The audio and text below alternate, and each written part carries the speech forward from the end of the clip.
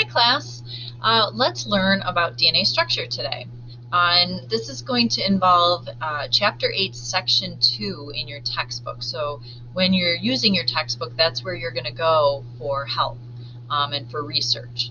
So let's go and get started. Our DNA timeline, we're going to start learning some history of how we discovered DNA and what it looks like. So this is in the year 1928. Frederick Griffith, he experimented with bacteria that cause pneumonia. Pneumonia is a lung disease and is caused by bacteria. So he discovered that a quote-unquote transforming principle passed from dead bacteria to live bacteria.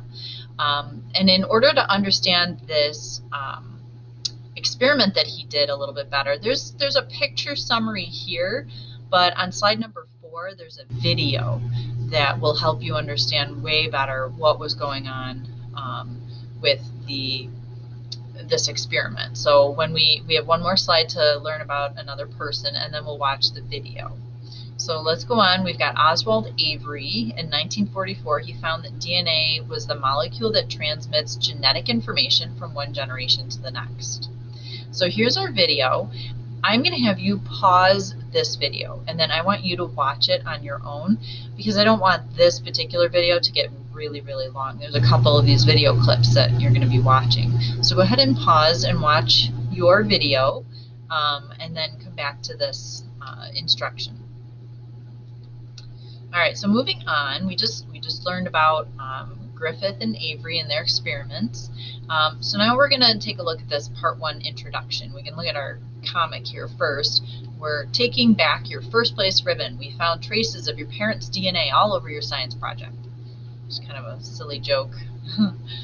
Okay, so let's read. Since the first half of the 1900s, scientists have known that DNA, deoxyribonucleic acid, was the molecule responsible for an organism's traits. However, it was not until 1953 that the scientists James Watson and Francis Crick first solved the specific structure of DNA. The story of the discovery of DNA structure involves several scientists who were fiercely competitive to solve the shape of DNA. In this activity, you'll be playing the role of Watson and Crick solving the structure of DNA, using similar kinds of information that the scientists back then used to do the same thing. Let's put this in present mode so we can just look at questions individually. So take a look at the photo of DNA. It shows DNA magnified 850,000 times through a scanning electron microscope. That's a very, very magnified picture. Based upon the photo, describe the shape of a DNA molecule. So I'll leave it up to you how you would describe the shape of this. We're not describing the color or the texture, but just the shape. What kind of shape do you think this is looking like? And then letter B, beyond the image, how many strands or sides is the DNA made of? So when you look at the DNA, is this the pink stuff here? How many sides or strands do you think you see here? I'll let you look at that for a moment. And then here's how you could answer. You know, the picture, it could look like a twisted ladder, spiral helix, or two spiraling ropes, or noodles laying on top of each other, something like that. And we've got two. You can kind of see there's one that kind of weaves this way, and there's the other one that weaves that way. So there's two sides to DNA. All right, reality check. The previous image was not possible in the 1950s. The technology for the image was not perfected until decades later, but one scientist, Rosalind Franklin, did develop the image below, which can be interpreted by a trained scientist to draw conclusions. This image is called an X-ray crystallographic, whereby X-rays can be used to produce images like this one below, and she produced this particular image. So here's a little more on Rosalind Franklin. In 1952, she used something called X-ray diffraction to produce photographs that revealed X-shaped pattern of DNA. This photo would be later very critical to Watson and Crick's discovery and helping them figure out the correct shape of DNA. Okay, so we have another video here, and again, you're going to pause and watch this, and this is going to give you some insight about how they were able to use that X-ray technology to figure out the shape of the DNA. Okay, So now that you know the basic shape of a molecule of DNA, it's time to understand it in greater detail.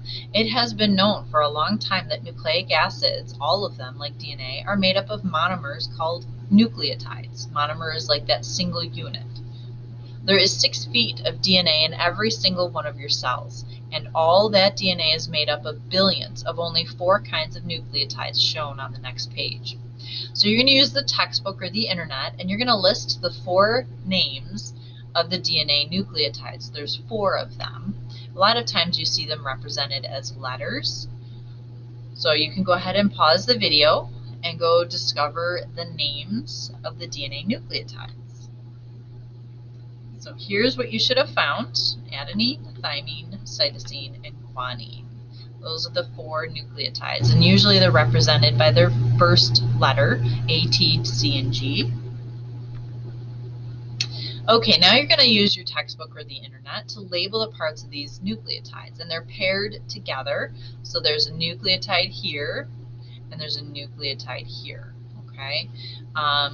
So we're going to have to label where the hydrogen bonds are, where the nitrogen bases are, phosphate group, and the sugar, the deoxyribose sugar. So you can go ahead and pause and open the textbook to chapter 8, section 2, or you can go on the internet and just type in, parts of a nucleotide, and you can figure out what these part labels should be. So here's what we have. This first piece here, this is a 5-carbon sugar. Each of these corners represents where a carbon is. So that's the deoxyribose sugar. And then this part here in the middle, these are showing bonds. So those are the hydrogen bonds. And then the green circle, we're going to go with this label here, that's connected to the sugar. So that's our phosphate group. And then we have another phosphate group on this side. And then these 2 things, these are going to be our nitrogen bases. And then we have another sugar. So hopefully you found those labels and matched yours correctly. Okay, and so we have, remember they talked about adenine, guanine, thymine, and cytosine as the 4 nucleotide names. These are the actual bases. And these ones, their shape, they happen to have a double ring structure. They're called purines. And then these ones just have that single ring structure, and they're called pyrimidines. So we can take the last couple slides and do this card sort. So what we have to figure out is the nucleotide, which includes the sugar, the phosphate, the base, and what they look like. We have to figure out what goes with purines, what goes with pyrimidines, and what kind of goes with both. So adenine, was that a purine or a pyrimidine? So we can go back and take a look. Adenine and guanine are the purines, and they have the double ring. And then the pyrimidines have the single ring. So that's what we're going to take a look at here. The adenine is a purine. Cytosine is going to be a pyrimidine. The deoxyribose, that's part of all nucleotides, so that's going to go in the middle. Then we have thymine, that's also a pyrimidine. And then the phosphate group, that is again part of every single nucleotide, and that's going to go in the middle. Now guanine is one of those purines that had the double ring, and so we're going to put 2 ring structure over on purines and 1 ring structure on pyrimidines. The chart below shows the percentage of adenine, guanine, cytosine, and thymine in the DNA of all 3 different species of organisms. Oh, so we have this chart. We've got grasshopper, wheat, and rat. Focusing on just one organism, write the percentage of each nucleotide, A, T, C, and G, for that organism. So you could pick any one, and you're going to just match up A goes with adenine, etc., and write down the percentages. I just put down for the grasshopper, but you can pick the wheat or the rat. Okay, so what is the pattern or relationship between the percentage of each type of nucleotide? So what do we notice here? We've got 29.3, 20.5, 29.3 again, and 20.7. So it sounds like the same. You're seeing the same amount of adenine and thymine, and pretty much the same amount of guanine and cytosine. That's how I would describe that pattern or the relationship, is that the amount of adenine seems equal to the amount of thymine, and the amount of guanine seems to be equal to the amount of cytosine.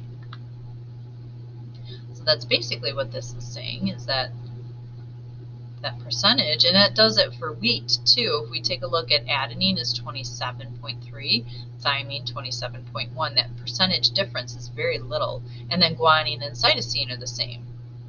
And the rat, same thing, 28, 28, 21, 21.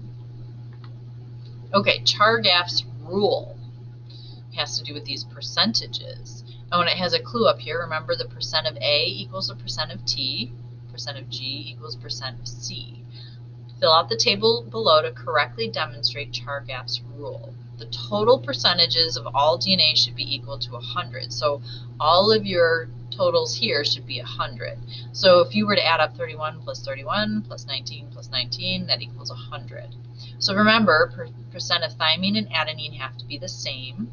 Guanine and cytosine have to be the same. So if we start with this sea urchin, thymine and adenine have to be the same. Adenine has 33. That means this has to be 33. And then if this is 17, that means this one has to be 17. And if we were to add all of these up, you can grab a calculator just to double check, should equal 100. Uh-oh, this one looks trickier. So we're going to have to do a little math here. So E. coli, we've got 26 for thymine. That means this has to be 26. Okay, so now to figure out these two, we have to find out what we have left over out of 100. So 26 plus 26, that's 52.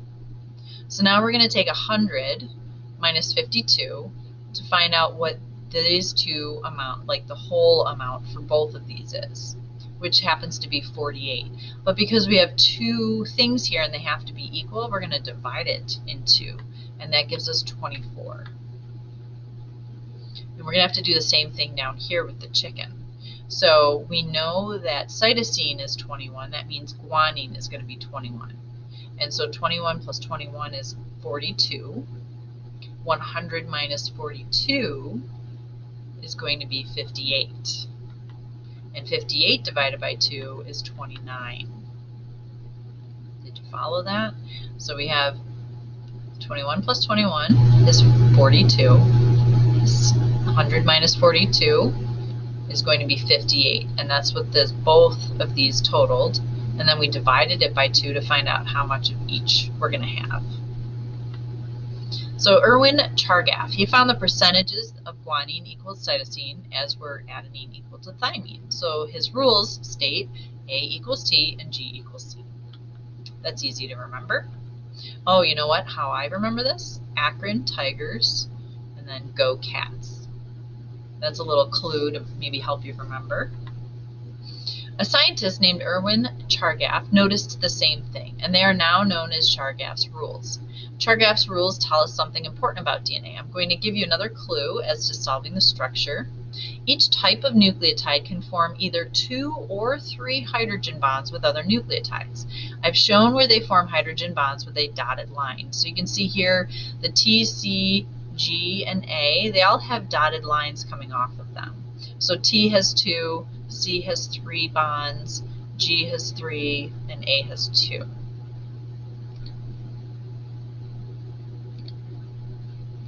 Okay, so let's take a look at our next slide here. It says rearrange the 10 nucleotides below and see if you can build what a DNA molecule might look like.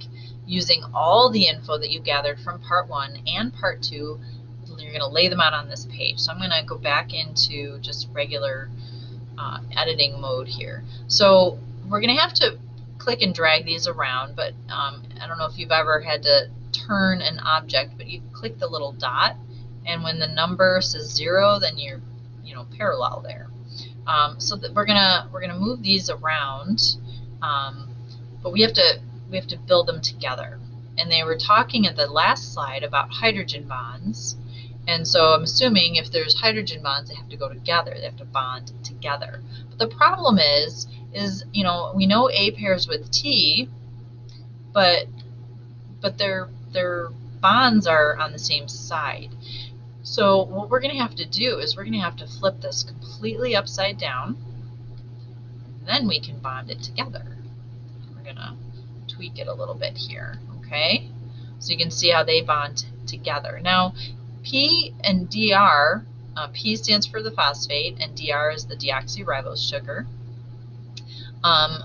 We're not just going to pair up all of these to each other. We're actually going to match them all in one big shape. So here's what I'm going to do. I'm going to move this one here. And it doesn't matter what order you put these in, but I can see that it looks like the phosphate, and like, look at that line, looks like it's supposed to match right there, right? So C has 3, we're going to put a G here, and it's going to match up, and we're just going to keep building our whole molecule that way.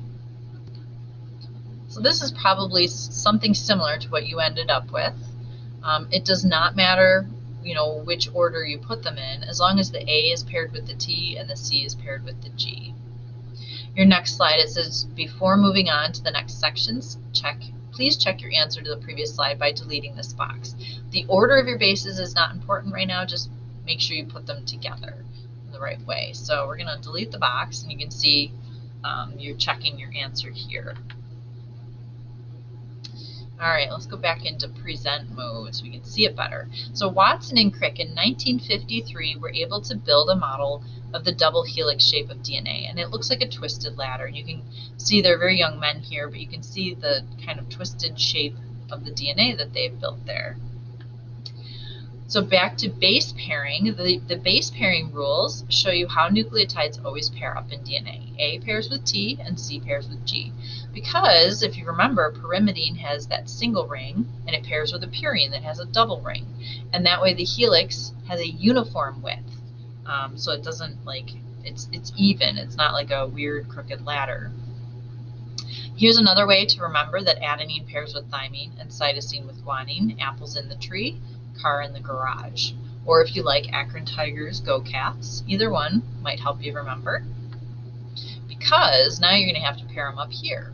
So you're going to match the nucleotides according to base pairing. So remember, Akron Tigers, Go Cats, or apples in the tree, car in the garage. So A pairs with T and G pairs with C. So this is what we end up with when you're done. All right, now fast forward a whole bunch of time. In 2003, the Human Genome Project. So international research efforts started in 1990 to map the entire human genome. They wanted to sequence all of the DNA for humans, and they finished that in 2003. Their goal really was to try and figure out how they could cure all these genetic disorders. Unfortunately, they haven't been able to figure that part out yet, but they have sequenced all of the DNA. Okay, we have another video here that, again, you're going to pause and watch on your own, please. Okay, summary and review.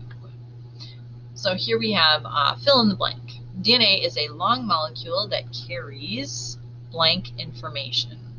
So we have nucleotides, genetic, phosphate, guanine, thymine, deoxyribose, bases 5 and 4. So I think it carries genetic information. That makes the most sense.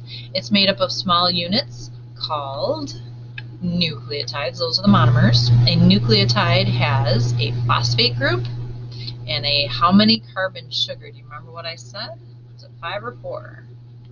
It's a 5 carbon sugar because it's shaped like a pentagon, and it's called deoxyribose. And then there's one of 4 nitrogen bases. The purines include adenine and guanine, and the pyrimidines include cytosine and thymine.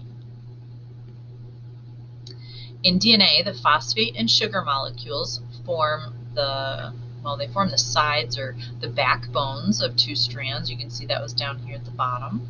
The strands are joined together by what kind of bonds? In the middle there, those were hydrogen bonds, and they connect the nucleotides.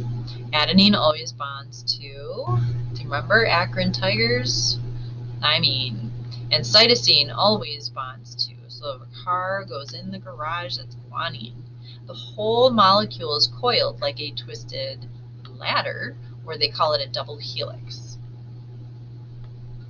All right, so here's our final set of couple questions here. DNA is a double helix. Why would the structure of DNA be referred to as double? So think about how many strands are sides. then explain your answer. So it's double helix because it has two sides or two backbones, right? So double refers to the fact that there are two sides to the DNA molecule. What is the basic monomer unit of DNA called? And then tell the specific names of each. Well, the monomer is called a nucleotide, and each one has the name of adenine, thymine, cytosine, and guanine. Now, down here, you're going to type the matching bases to the sequence below. So you're going to type it underneath, and you're going to hit a space in between each letter. So we know A pairs with, remember, Akron Tigers Go Cats. A pairs with T, and then T pairs with A. Okay, so we're going to go through and pair them all up that way. C with G, G with C, they all pair up. And then we're going to do this one too, the same way. So make sure you pause and do it on your own first. You will have to know how to do it without help. So use that memory trick, either apples in the tree or car in the garage, or Akron Tigers Go Cats. So here's how that one works out. Just double check that you did it correctly. Last couple questions. Explain Chargaff's rules for nucleotide base pairing and why his rules apply to all organisms. So this is a two-part question. His rules for base pairing are that, well, the amount of adenine is always equal to the amount of cytosine, so A pairs with T, and then the amount of guanine is always the same as the amount of cytosine because G pairs with C. And it applies to all organisms because all organisms have DNA, and that's the only way that DNA works. So Chargaff's rules, like I said, states that the percentage of A's equals the percent of T, and G with C. And it applies to all organisms because A always bonds to T and C always bonds to G. So it's the same for all organisms. And then scientists have noticed that the entire DNA molecule has the same width, despite the fact that the 4 nucleotides are not the same width. Now that you've created a model, explain why this makes sense. And it has to do with the number of rings for each nitrogen base. So you should pause right now and go back and look at the purines and pyrimidines and think about that. So the width of A and G are larger because they have 2 rings, while T and C only have 1 ring. However, because A with 2 rings and T with 1 ring always pair, and G with 2 rings and C with 1 ring always pair, the width of each base pair is always the same, and that makes the overall width of the whole molecule the same. And we are done with our DNA structure lesson. Good job.